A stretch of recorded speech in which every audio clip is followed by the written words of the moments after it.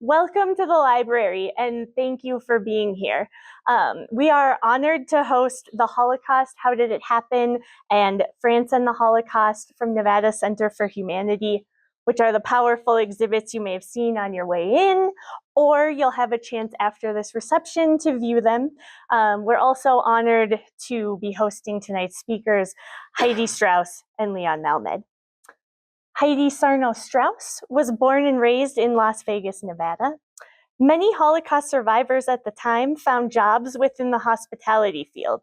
It was there as a child she recalls meeting her first survivor, Latvian Holocaust survivor Sasha Semenhoff, who regularly serenaded her mother when out for dinner at the Dunes Hotel. While at USC in the early 80s, her first elective class was called the Holocaust, and it was taught by a survivor who assigned night by Eily Wiesel. It was in 1990, while on a visit to Paris, that Heidi saw her first swastika on the side of a building as she was approaching a synagogue to attend services. To reach the building, one had to pass street barriers and armed guards with machine guns. This traumatic experience was integral in molding her and the extent of her work today. Heidi narrowed her focus a decade ago to the study of the Holocaust, as well as to the extensive acquisition of rare, authentic Holocaust artifacts, becoming a certified Holocaust educator in Nevada, and going on to earn a master's degree in Holocaust and Genocide Studies from the Gratz College in Philadelphia. In 2022, she founded Nevada Center for Humanity, a 501c3 charity, and Nevada Holocaust Museum. Heidi devotes her time to educating Nevada students and community members by using the lessons of the Holocaust to better understand our common humanity and what it means to be an upstander. She recently exhibited at Governor Joe Lombardo's offices, and now, as Nevada Holocaust Museum by Nevada Center for Humanity, has curated multiple concurrent exhibitions throughout the state. Currently running are The Choices of Man Through the Lens of the Holocaust at the Clark County Government Center in Las Vegas, and France and the Holocaust, which opens formally today at our library here. In February, Nevada Holocaust Museum will open a new exhibition called Catharsis, Art of the Holocaust at the Sahara West Library in Las Vegas. Her greatest pride is in her loving family, including husband of 31 years, another Las Vegas native, David Strauss, son Sander, and daughter Jay. Thank you and welcome, Heidi. So I'm Heidi Strauss. Thank you for that introduction. I think it's a privilege. I find it really a great privilege to teach this event. If any of us are Jewish, I mean, we're somehow, whether we're children of the Holocaust, grandchildren of the Holocaust, or just we had cousins, distant cousins. And I think it doesn't matter. The Holocaust belongs to all of us.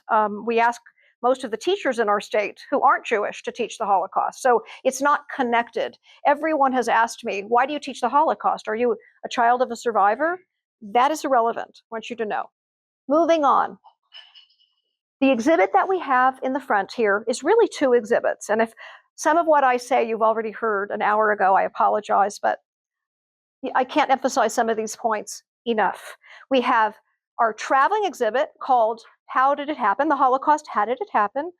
13 panels that travel the state. I'm currently open in a few libraries in our state. And those of you that are teachers here or administrators or have friends who are, there is a copy under the care of Mara Langer with Jewish Nevada here to be requisitioned by you to use in your classrooms. Anytime you want, there is no charge. And if it's busy, I will drop ship you another set from Las Vegas. No, Mara. I'll buy you cocktails. So the other exhibit, so that is How Did It Happen? We've got you. So I've got some friendly faces here, I know. At the bottom of every panel are critical questions. So the teachers don't have to be experts on this topic. They can just go along with what they see. It's very user-friendly. And I have other things on the table out there. I have a teacher's guide that will cover the different topics: pre-war Jewish life, propaganda, Nuremberg laws, and all of the different topics as we go through, labeling, isolation, expropriation, ghettoization, then invasion of the Soviet Union, on to mass murder, and on to liberation and the pyramid of hate. End of a sentence is, now what can I do? So that they have action, that their students now have actionable items moving forward. We don't leave you hanging. So that I'd love you to all really spend time, and that's on my website. So I want you to visit it, learn from it. It really covers everything. France and the Holocaust. Why did we cover France? Every country that the Nazis conquered had a different texture. It was not one size fits all. And the Nazis, let's see, what about France predated the Holocaust? Think of the Versailles Treaty. Think of the shame that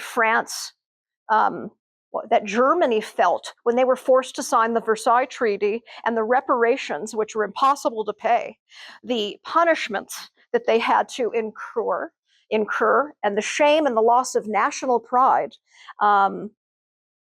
He was bitter. He hated France, Hitler. So when he comes to power in 1939, invades Poland, many Jews. Now let's talk about France, not just Hitler. Many Jews left and came to neutral France. Because France wasn't invaded until 1940. But predating all of that, I want to say something in French. Liberté, égalité, fraternité. How was that, Leon? Excellent. Thank you. Liberty, freedom, equality, fraternité, brotherhood, fraternity. These are the words of the French Revolution and the emancipation of the French Jews of Europe. This is when France made their Jews equal citizens, equal rights, could join different fields, and part of society. Not everyone was happy about that, mind you, but France was the first to emancipate their Jews. Other European countries did so afterwards. I think Germany might have been the last one to do so, to grant them citizenship. But 100 years later was an occurrence that separated France. But France was so open and artistic and liberal and beautiful and vibrant. Then comes Captain Alfred Dreyfus in 1984. In 1894, he was a Jewish officer in the French army, was falsely accused and convicted of espionage.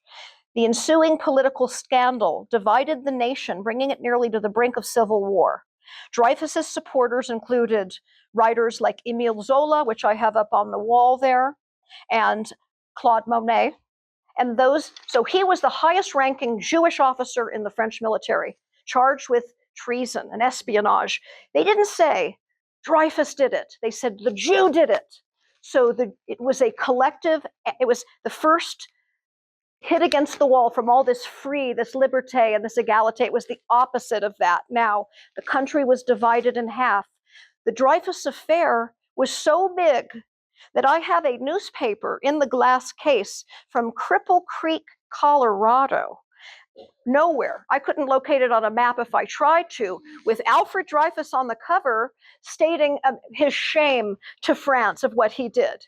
And then I have later, in the picture I showed whoever was out there, the most valuable item in the, so if anyone's going to break in, that's what you want to take. A picture of Alfred Dreyfus when, after multiple trials, he was exonerated, reinstated, he's in the courtyard with his outfit back on, his uniform, and he signed the photograph. That's what you want to take. So, but this divided France, and we knew that it really was anti-Semitic. There's propaganda in that case.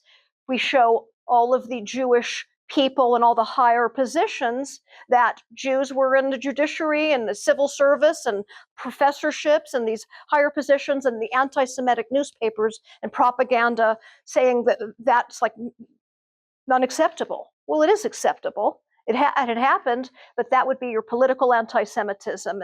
And we show in the exhibit also Juif, right? Later, Adolf Hitler, when he came into France, by 42, May of 42, Jews had to wear juif.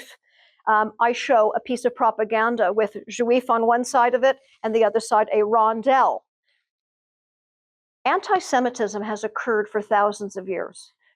Jews were forced to wear the rondelle in the Middle Ages. They were forced to live in certain areas, kept out of certain fields. Hitler did nothing original. Prior to that, we have the charge of deicide. Jews were blamed from everything from the plague to probably bad weather. They were blamed for everything. So it's important we talk about anti-Semitism when we're going through the exhibit. Anyway, fast forward to Nazi Germany invading in 1940. The French army holds out for 5 days. When we think about the Warsaw Ghetto Uprising, the Jews held out for a month. The French army held out for 5 days. I mean, a month or so later, after they invaded, the Nazis marched right into Paris. Not a shot was fired. That's why Paris looks so beautiful and so perfect. We have the iconic picture of the Jews in front, the Nazis in front of the Eiffel Tower. Not having a lot of German manpower or wanting to commit a lot of manpower to managing France, they sign with General Pétain a treaty to split, an armistice, to split France in half. The occupied zone in the north and really the northwest to control the waterway towards Britain, and the center down towards Switzerland. The bottom is the Vichy unoccupied zone. Vichy, France, was a town, a spot town. Vichy was under Pétain keeping French sovereignty, or so they believed. But really in this armistice, this collaborative armistice was that they would do whatever Nazi Germany said. Is that clear? Did I make that clear so far? So in that time, Vichy wants to not look lax and lazy to the Nazis. So they are implementing their own Jewish statutes, actually more strict than Nazi Germany, with identifying, asking for Jews to come and register in the offices, come and present yourself. What countries are you from? What occupations do you have? So they had to create a survey or a registry so that they knew who they were going to first arrest. But no one knew this was yet happening. Not really. In Vichy, France, they didn't want to kill Jews, but they did want to please the Nazis. Careerism was huge there. General Pétain, Marshal Pétain, really thought Germany would be the victors and really wanted to secure his position in the future. So he and his henchman Laval made themselves really very, very hated with their laws. They had to identify Jewish businesses. They put a lot of foreign-born Jews in internment camps. There were more internment camps in the south of France than in the north of France. Then came, the invasion in 41, Operation Barbarossa. So while things outside of France were happening, the German government needed manpower, slave labor, to build the infrastructure for the war. I mean, that's June of 41. They're asking for foreign-born Jews departed. What's so interesting about France? Why it's different than, let's say, the Holocaust in other countries? I just told you they'd made an armistice and they separated the country. So this was an independent zone and an occupied zone. And I say this because the French, it was almost a test of your Frenchness. If you were a Jew, okay, how French are you as a Jew? They wanted to protect their own French people, their own French Jews first. They wanted to send the foreign-born. And when the Nazis invaded Poland in 1939, crushes of people were coming to France. So by 1940, the French are looking around. Who are all these foreigners speaking Polish? And they're in these, and more. There was all this otherness. Furthermore, there was a shortage of jobs, there was a shortage of resources, and when the Nazis came to power, it was really not hard to get collaboration. So many of the French police and the gendarmes fell in line to do whatever the Germans wanted. So the first thing they did is they early on issued what's called a green ticket and took 6,000 Jewish men, foreign born. The next one is the big Valdiv roundup, which is iconic of France and the Holocaust. In the Velodrome in the middle of Paris, this bicycle stadium, 13,000 Jews were arrested in the course of one calendar full day by not Nazis, by Frenchmen, by 5,000 gendarmes and police. But they're foreign. It's okay. You know what I mean? They wanted to save their own French Jews first. It's a turning point later on. It's important to know that the Holocaust, at the end of the war, only 25% of French Jews were murdered, whereas in the Netherlands, 75% of the Jews. So why then? We have to, it's important to kind of figure that out. We see this occupation zone in Vichy. They weren't nice to the Jewish population, but they weren't out to kill them. They had to please when they thought they had sovereignty, but they really didn't. When they demanded to send your lists and deportation, they put lists together. So of foreign-born Jews first. The resistance started to kick in later on when our troops start landing in North Africa, our allies start landing, okay? 43, the French resistance starts really kicking in when you see Marcel out there and you see certain resistance activities. The churches were kicking in, both Catholic and Protestant. They don't like this. They weren't going to collaborate any further. So Germany took over the French zone late in, I think, November of 1942. And that's when mass arrests of foreign-born Jews and now natural Jews, French Jews, were getting deported. But most French were not going to collaborate on that. That's important to know. Plus, the terrain of southern France was there were more places to hide. It was different terrain than, let's say, in the Netherlands. So between the resistance, the free zone. So it's kind of interesting and to study more. I will study more on that, and I hope that you do too, to look into this important event. The textures are different. And next year, we're going to do another country, and maybe we'll do the Netherlands to try to understand why over 75% of the Dutch Jews were murdered. The collaboration was different. The anti-Semitism was different. They were not the first to emancipate their Jews. They were not liberté, égalité, fraternité. That had an effect. So thank you for listening to that. Oh, I want to say one more thing. Alfred Dreyfus, starting this year, will now be honored, and he's been elevated to now a higher position, and France, starting every January 12th, will now honor Captain Alfred Dreyfus, this poster child for anti-Semitism. Only recently, and countries are doing this now, are backstepping, and it was really hard for France to accept their role in Vichy France. Jacques Chirac, only in the mid-'80s, accepted culpability on behalf of France. So it's really interesting to watch to see what happens next. But Macron has just instated, Alfred Dreyfus Day. So thank you. Oh, Leon. Okay, thank you. Okay, so now I'm going to introduce. Thank you. Leon Malmed. We're so lucky to have a Holocaust survivor in our midst and with us to share. This is going to be a rare occurrence, so understand how special it is. He was born in France, near Paris, October 4th, 1937, a Holocaust survivor of World War II. His parents were deported to Auschwitz and never came back. Leon served in the French armed forces during the French-Algerian War and immigrated to the US in 1964, living 18 years in New York. He was a resident of San Francisco Bay Area and for 30 years, and for 2 years near Boulder. He and his wife, Patricia, hello, are here. They're your own hometown people. They live in South Lake Tahoe.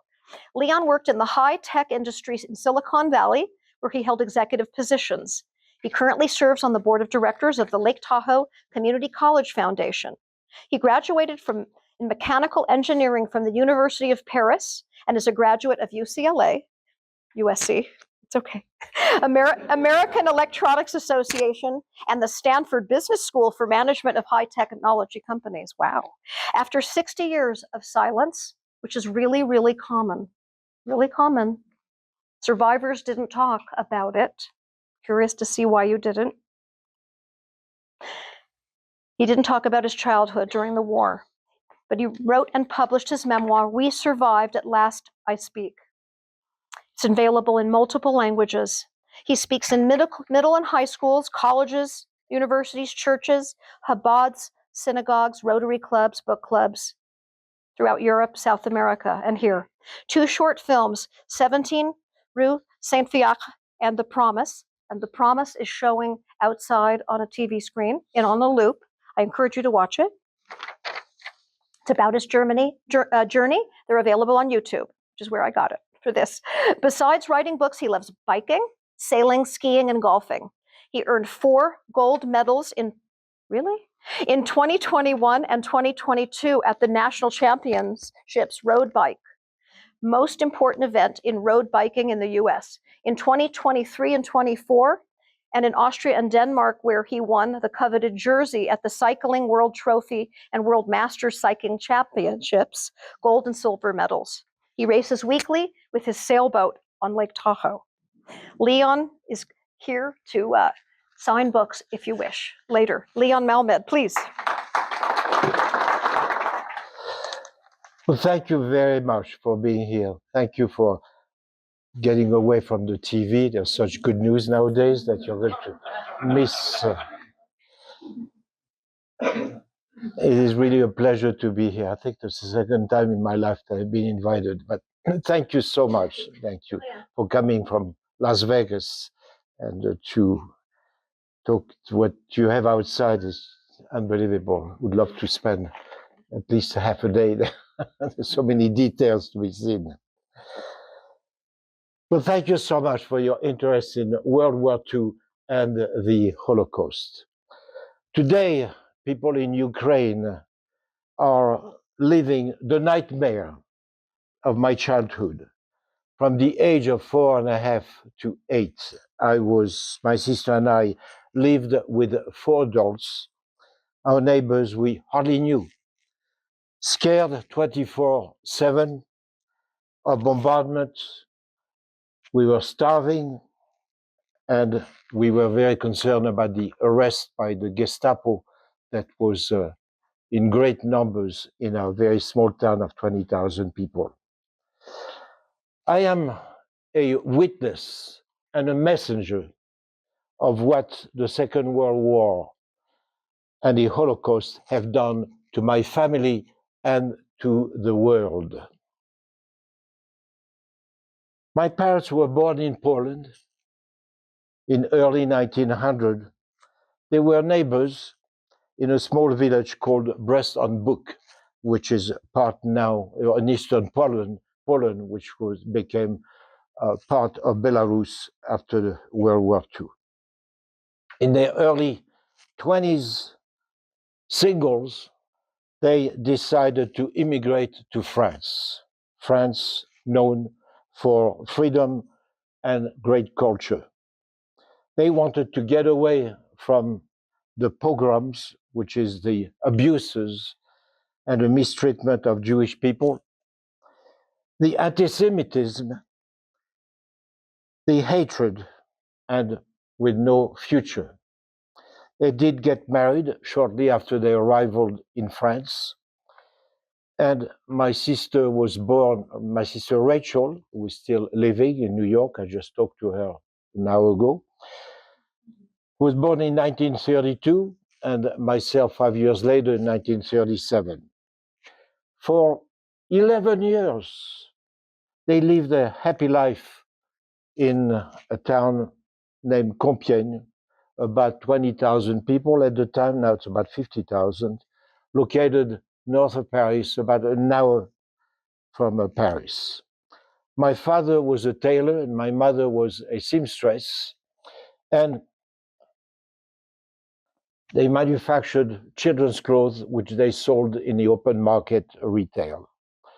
World War II was declared on September 3rd, 1939, 2 days after the invasion by Nazi Germany of Poland.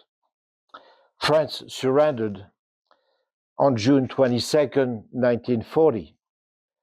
Our lives would never be the same from that moment on. On September 1st, 1941, Jewish people aged 6 and above had to wear a star. And I lost my star. Just wanted to show you, but you've seen it. A little bit smaller than this one. Okay, a little bit smaller than this one. Prominently seen outside of your clothes. The punishment for disobeying that order, that law, was deportation and or death. In 1943, I was 6 years old, and my sister was 11, and we just decided at the time, not me, because I was not really, I was wondering what was going on, to never to wear that star. Well, fortunately, we were never caught, we were never arrested. I'm here with you today.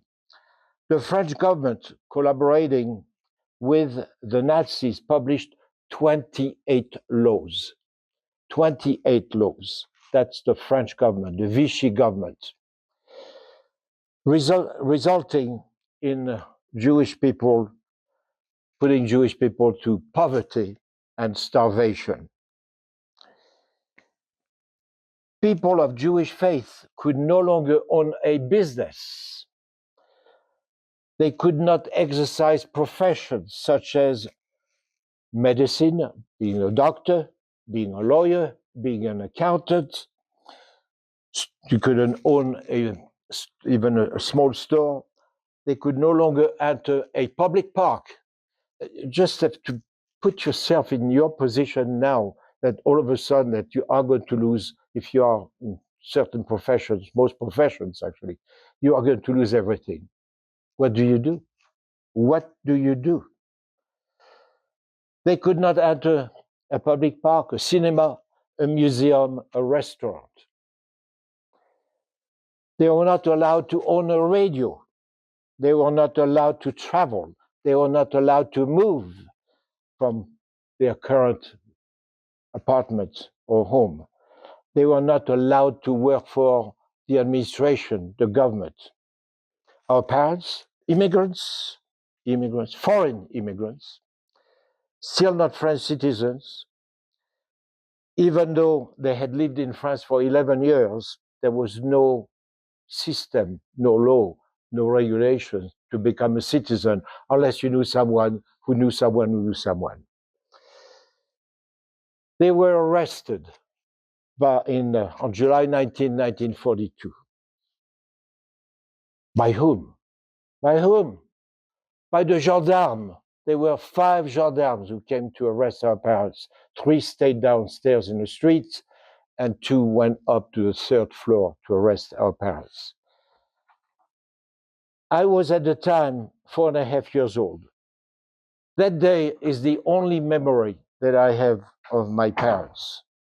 I remember holding my mother, and somehow she was on my left, that her dress, and of course I was crying, she was crying, father was just pulling his hair. This was as the gendarmes were pushing them down the stairs to move. They probably were embarrassed of what they were doing. Ask me a question in a Q&A about those gendarmes. I remember holding my mother's dress, and I remember my father saying that, what are we going to do with our children? They didn't know if they were arrested for 1 hour or for a month or whatever. And at that time, Henri and Suzanne Ribolo, our neighbors, from the apartment below, I was offered to take care of my sister and I until our parents would come back. They didn't know for how long, they didn't know for a day, an hour, a month. They didn't know they were putting themselves and their two sons, René, 19, and Marcel, 17, in mortal danger. In mortal danger. That was the last time I saw our parents. That morning, my sister and I went from a normal life to a life of hiding, of living 24/7 for the fear of being arrested and killed. For the next 3 long years. Food was scarce. Most of it was confiscated at the source by the German army. Many evening meals consisted of a little bit of milk and some bread. You know what the bread was made out? Was made out of a little bit of wheat, but mostly sawdust. And that's what we went to bed with. That's the reason why I never grew up. Maybe. The Nazis rewarded the people for denouncing the whereabouts, of course, of Jews, of parachutists, of gypsies, homosexuals, and many others, with food ration card.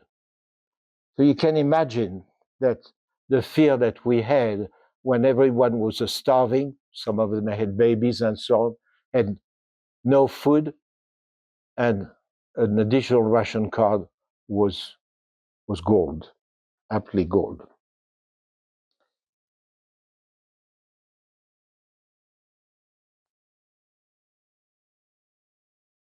The population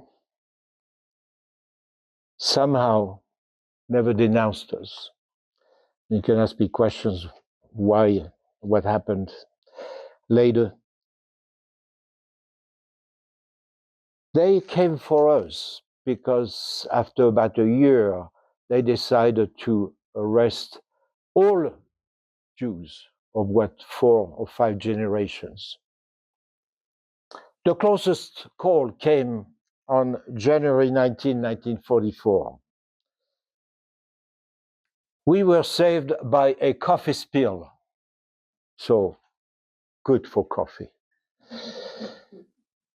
On one of the roundups, the French driver, after the war, who was employed by the Nazis, told us that he had a list of people, and he was always accompanied by the Gestapo, by French collaborators. And we were, my sister Rachel and I, were the first people to be arrested that morning. But he could read our name, but he couldn't read the address. So the Gestapo told him to arrest everyone, go back to the Kommandantur headquarters, and come back for us. Well, turns out that I call my foster mother, Maman Suzanne, saw the truck, the infamous truck, as she was coming from work at 12 o'clock. And the truck was stopped at the house where my little cousin, Charlo, who was a year older, younger than I was, and surrounded with SS and other people. And they took him that day. They just threw him in the truck. And of course, he never made it to Auschwitz. And he was, at the time, he was 6 years old, and he died. But so she was on a bicycle, and she came as fast as possible, screaming as she was opening the door downstairs of our building, Leon, sauve-toi. Just go away, go away, go away. So I knew what I needed to do. Came down the stairs, 2 flights of stairs, and I went through the backyard through the garden, and I climbed, I was just a little boy, I climbed a 6-foot wall and just went over, and there was a field there, and on the other side of the field, my foster father, Henri Riboulot, was waiting for me with his bicycle.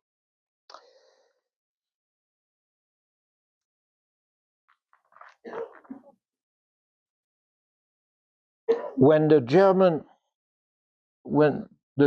archives were at last open in the public in April 2006, over 60 years after the end of the war,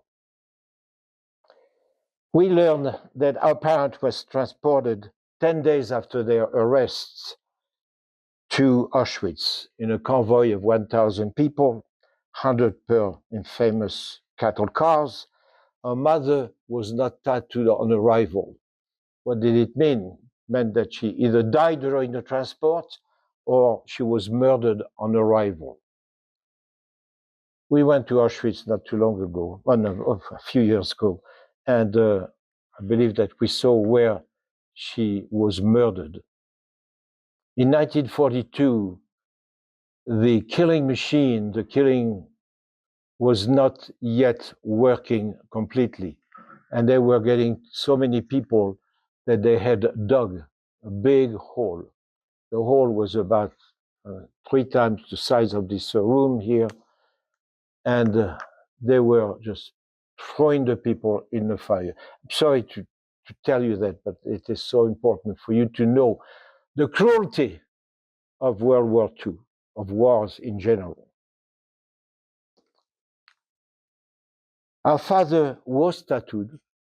Number was 54315, and the records show that he was still alive 2 years after his arrival in September of 1944, just a few months before the liberation of Auschwitz by the Russian army.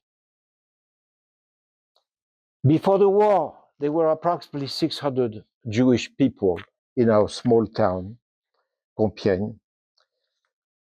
At the end of the war, my sister and I were the only survivors who had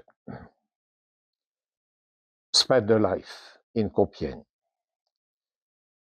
One of the happiest day and most memorable day of my life was on November 1st, 1944, when the 28th Division of the American Army liberated our town. I remember it well. It was just unbelievable. I was 7.5 years old. Well, it took another 6 months before the liberation of our town to the end of the war on May 8th, 1945.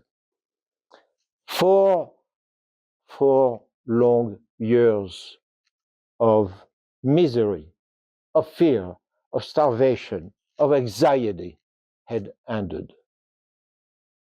So I remember that day. My sister Rachel was 13 and I was 8 at the time. We survived some of the darkest days of human history. And of course, at that time, we waited for the return of our parents with anxiety and great expectations. Any day, there would be a knock on the door, and we would just jump in their arms. It took a long time to accept that we would never see them again. I have missed them all my life to this minute. In 1959, at the age of 20, I was drafted in a French Air Force to serve in a long, dreadful, bloody French-Algerian war. I served close to 3 years, and yes, I was involved in another war. I never want to see one again for my children, my grandchildren, and my great-grandchildren. which live right around the corner here. I immigrated to America in February 1964 with my pregnant first wife and our 18-month-old son and less than $500 in my pocket. I don't think I have $500 in my pocket today. My sister and I stayed in constant touch with the descendants of the heroes, Papa Henri and Maman Suzanne Riboulot. In 1977, they were awarded the Righteous Among the Nation status, which is the highest honor given by the State of Israel. A righteous is a non-Jewish person or a non-Jewish family that has saved a Jewish person or a Jewish family at the risk of their own lives without any material compensation. A tree was planted by Henry and Suzanne in the Garden of the Righteous on the Mount Remembrance in Jerusalem, in Yad Vashem Museum, in the presence of the French ambassador as well as the Israeli ambassador to France. The World War II was the genocide of the killing of 6 million Jewish people perpetrated by Nazi Germany and its collaborators. Jewish people and many others were considered subhuman, Untermensch in German. Jewish people, 12 million people besides the 6 million Jewish people, Jews and non-Jews, perished in a 6 major death camp, all located in Poland. 6 major death camps, all located in Poland. There were approximately 42,000 Nazi camps, detention camps, and many of them with ovens in Europe during World War II. But interestingly enough, that the 6 death camps were located in Poland because Hitler didn't want the Germans, civilian Germans, to know the crimes, the murders, the abomination that he was doing. The Nazis believed that people were to be divided into races, and some of them should be exterminated. Jane Elliott, an anti-racist educator, showed that the classification of humanity into different classes is wrong. There is only one race, the human race. We, you included, cannot be silent. Our educators, our religious leaders, and our elected officials must remind us of the tragic events of World War II and its sequels. We must be reminded of the catastrophes due to racism, anti-Semitism, religious hatred, and wars that have brought havoc, death, and misery to so many innocents and their family for centuries. Please use your influence to prevent the repeat of these abominable mistakes of the past. Please use your influence to remind us of the abominable mistakes of the past. We all aspire, what do we aspire? To freedom, to peace, and happiness. We deserve it. We want it. Elie Wiesel, a Nobel laureate and the author of 57 books, writes, just as a man cannot live without dreams, he cannot live without hope. just as a man cannot live without dreams, cannot live without hopes. Hope is what has sustained Jewish people through more than 2,000 years.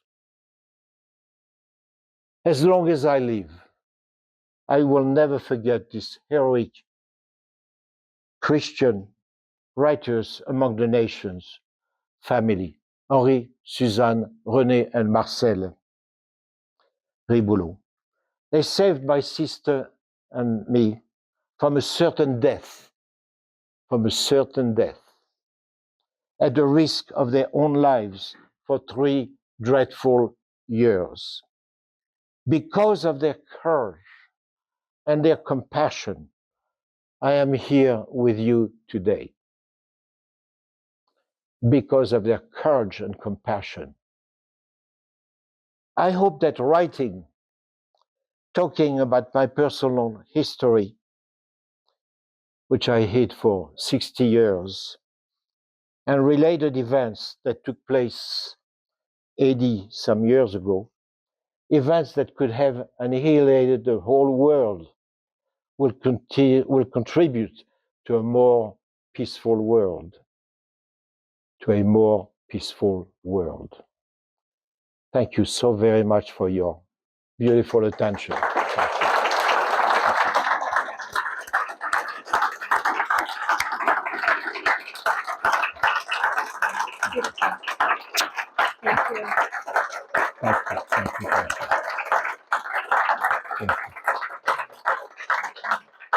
If you have questions for Leon or for myself, please ask. I do want to mention, so the Ribelots were honored by Yad Vashem, Righteous Among the Nations. France, as of 2024, has recognized 4,301 French individuals, non-Jews, who saved the life of one or more Jews during the Holocaust. The panel in the back has Leon and his family pictures and 2 other French Jewish people from Nevada. Raymond Thiol, whose family, the Kalaks, were part of the French resistance and saved her. She was an only child. The Kalaks hid her. She almost betrayed them accidentally, and it turned out it did not. She did not get betrayed, but it was interesting. And another one, Michelle Metz, whose family was saved by the French resistance, but they were not recognized as righteous among the nations. Do you have questions for Leon? There are no non-important questions that I can answer. I'm not saying that I'm going to answer all questions, but I will try. You said to remember to ask us about 2 things, the gendarme, and then I forgot the other one, but the gendarme was the gendarme, okay. So after the war that I was helping my foster father, Henri Riboulot, who had a small business that he took from one town to another. So I was behind the stall there and waiting for customers to come to buy something, hopefully. And I saw Papa Henri talking to 2 gendarmes. And he was like the distance to the wall there. And quite often that they would turn and look at me and say, well, who are these people? I have no idea who these people are.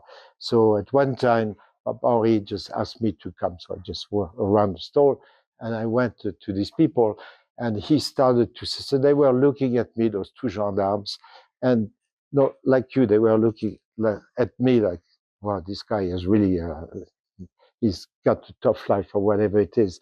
And so they just handed me their hands, and Papa said, "Oh, these are," and just somehow that as I was almost touching the gendarme's hand, that I knew who they were.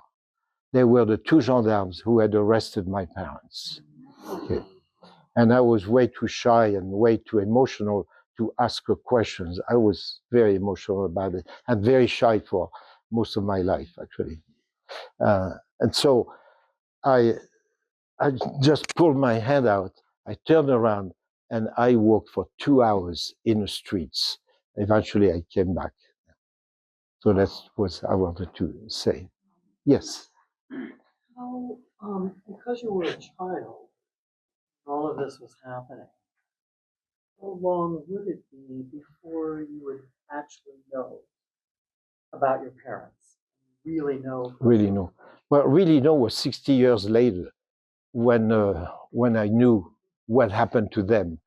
So besides that, for some curious and maybe I would say almost idiotic reasons, I spent another 7 years with my, I call it foster parents, not legally, but foster parents, because I was adopted by the nation, actually. I was really a child of France. I'm still is for this day. So we never talked about the war. We never talked about the war. And today, gosh, I would have liked to ask them questions about my parents. I knew nothing about my parents. And 21 close people of the family were gone in smoke. So to this day, I don't know enough. I would have loved to know how they were in Poland, for example. So I had an aunt who knew a little bit, but she was very fragile. But what she told me about where they were in a shtetl. The shtetl was a small enclosed village, maybe of, I don't know, 500 people or so. And they had their own life, and it was closed every day at 6 o'clock in the evening. The children were not allowed to go to any public schools. And my grandfathers and my grandmothers, I knew one of them that had 8 children, and 2 grandfathers died of typhus. And they were in their 30s, and they had infanted 9 children. So it was very difficult life. It was a terrible life. Within the case, in the showroom out there, in the dark case, is the large book by Memorial de la Shoah, which has record of all of the transports and all of the names, and it's open to Leon's family if you go there. And I believe that they spelled your father's first name Wrong. S-R-U-L. S-O-R-E-L. Sorel Sorel. is his actual name? No. That's what they put. Srul. So look at this, open up this transport when we go out there. Oh, thank you. Yes. Yes. You want to share a little bit about what changed that you decided to write your wonderful book? Oh, thank you. Thank you very much. What changes the following. So I'd been asked to talk about it, but I just couldn't talk about it. Emotionally, I couldn't do it. And then also I thought that we had heard enough about the war, about the Holocaust and so on. And I have to say that there is a revival actually in the interest of the Holocaust. There's not 1 week now when I don't get a call from Chicago, from New York, from wherever. Last week that we were in Tracy and on. But so I was emotionally, it was difficult. And I just didn't think that people were interested anymore. Even with my children, I never talked to my children about it. So what they know is from reading the books and then listen to me speak about it. So what happened is the following: is that my sister Rachel, who lives in New York, and invited me to go and make a presentation with her, and she was the one talk. I just sat on a chair next to her, and I was very surprised that there were 400 people in a room on Long Island. And I was very surprised that those people were interested. Obviously, they were extremely interested. And they were asking questions and so on. So I said, well, I've got to do it. So I came back and I wrote a presentation like I have now. Although every presentation is a bit different, actually. Every one. I'm never happy with it. So it used to be a lot longer, but I feel that there's just so much that listening to something you can absorb and retain, and really be interested in. So I shortened it. Then, of course, I was asked to go and talk, and Patricia and my sister said, "Well, you've got to write a book." Well, I'm good. I was pretty good in engineering, but I never written anything. So I did write about, I don't know, 4 or 5 chapters, and I sent the first 2 chapters to over 20 publishers.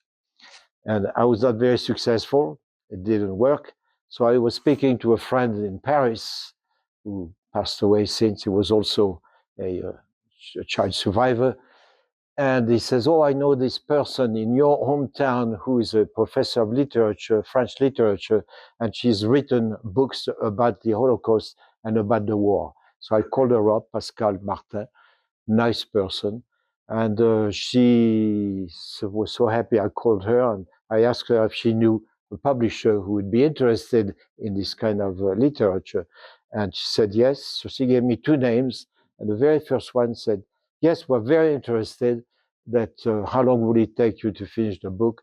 I said, "Probably over a year." I said, "Okay, we'll give you 2 years. We have an opening in 2 years." And I finished the book, actually not in 1 year, but in 2 years minus 2 minutes. So they published the book, as they said, and it was very successful in France. And once I was published, I went back to a few publishers here, and no problem getting published whatsoever. So the people were very happy, and I don't know how many have been sold, but a lot. And all the money that we collect or someone else collect, or it goes to 2 charities, which is called Family and Children in San Francisco and in the Bay Area. Yeah. Yes. There's a bowl of oranges behind you, and I read your book. You're putting your panel together. Tell us the story of the orange, and we wanted to honor you. And the orange is important to Leon, so take an orange tonight. Think of it. So, Christmas during the war, we didn't have any music, we didn't have any newspapers, we didn't have social, we didn't have telephone, we didn't have any communications with the world. So somehow, as a child, you like entertainment, music, and so on and so forth. And to me, I would ask actually our Christian parents who were not religious to go to the mass at the local church there, because there were candles, because there was music, and so on. And I do remember, I'll get back to the orange in a second, but I do remember that I was sitting, and all of a sudden I saw everyone going to get the what's called a communion, for communion, and all of a sudden I was the only one who was still sitting there. I didn't know what to do. No, I've never been educated in either Jewish religion or Christian religion, so I didn't know anything about it. But I knew that people were going for a good reason, and I could see that the curé, we called it, the priest was giving stuff and they put it in their mouth. I had no idea what it was about. So I looked around and I knew that everyone was looking at me. So finally I just went and I ate this thing. So it was quite interesting. But there was no gift in those days. There was no toys because all the factories just were making war things. And I got an orange. I'd never seen an orange in my life. I was about 6. I was 6 or 7, was in between, whatever. And I got this orange, and I looked at the orange. The color is very unusual. No, I don't think that we have any domestic fruits in France that are that color. And it smelled good, and it just nice thing to touch. So I never ate the orange. I kept the orange, and it just shrunk and became very hard. I wish that I still had that orange. So thank you for thinking about it. I want to take your picture with the orange. Yeah, absolutely. Like Real Housewives. 1, 2, 3. Yeah. So that was my story about the orange. But another thing is that people ask me very often, how do I feel about Germans, about Germany? And I cannot forgive. No, the question really there being asked is that, have you forgiven the Germans and in general? And I said, well, there are two kinds of Germans. I cannot forgive the people who have committed these monstrosities. I would not feel any better, and I don't think they would feel any better, and I hope they are dead by now. And they have met their. So but I have nothing against their descendants. The descendants are not responsible for what their ancestors have done to the Jews or to anyone else. It is important to me that everyone realizes that the cruelty, the monstrosity has not been done only against the Jews.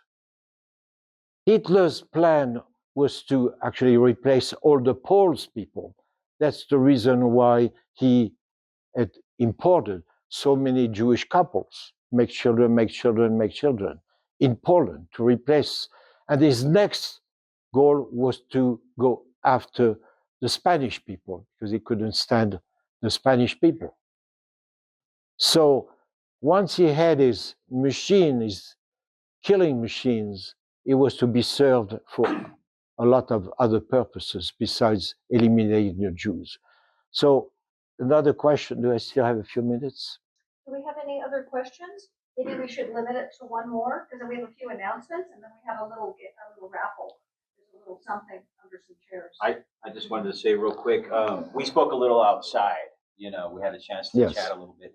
And I understand your hesitancy to talk. I understand the 60 years. I think nowadays it's more relevant than ever ago that we talk about this, that we hand this down. We spoke about my father. He was there too.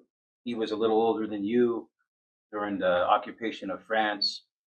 His family who helped the French resistance. They hid the American pilots.